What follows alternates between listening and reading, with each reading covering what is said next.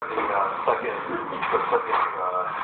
try here. I tried the first idea because I didn't have a. Sorry, I'm totally jacking the camera. I didn't have enough stator magnets to complete the first idea, so I'll be waiting on those for a little extra funding. But I did finish the bottom assembly here, and as you can see, this thing is very. I mean, like it's very free moving because now I put a ball bearing here. There's also one on the underside there.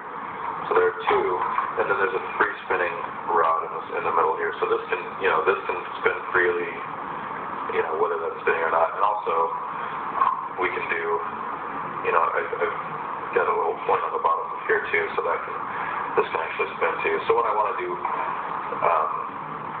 when I want to test it, it's almost zero friction. So. Okay, so as I mentioned, the first idea wasn't.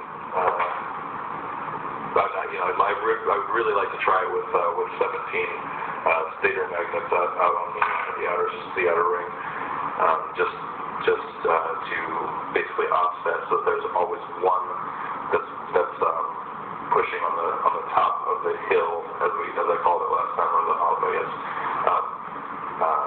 Since the push is greater than the pull, I would always have one pushing greater than the other one, the opposite side pulling. So I still want to try that out, but it's going to take a little bit more money to do that. So just doing stuff that someone who's broke can do. But okay, here's another idea that I just kind of came up with this the other day. I was just kind of messing around with it, and it started hitting me, which is how the light bulb was invented. I'm not sure if that's true. That's probably not.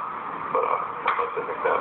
Anyway, so basically, the premise behind this idea is I would have, instead of a permanent magnet like these neodymium magnets are, I would have an electromagnet. And for anybody who doesn't know, let's say this was made of metal. To make an electromagnet out of this, what I would do is take some magnet wire, and I would coil this around one end, a couple thousand times, and then make another coil around the other end a couple thousand times. And then when you hook up the positive here to positive end of a battery or whatever, negative end of a battery, then you're going to have a south and a north pole. Now to change the polarity, you just hook up the other end. We switch the lead wires on the battery to make to go south pole here, north pole here. So that's a way to change the polarity of an electromagnet. So if I were to do this shape of an electromagnet, just something I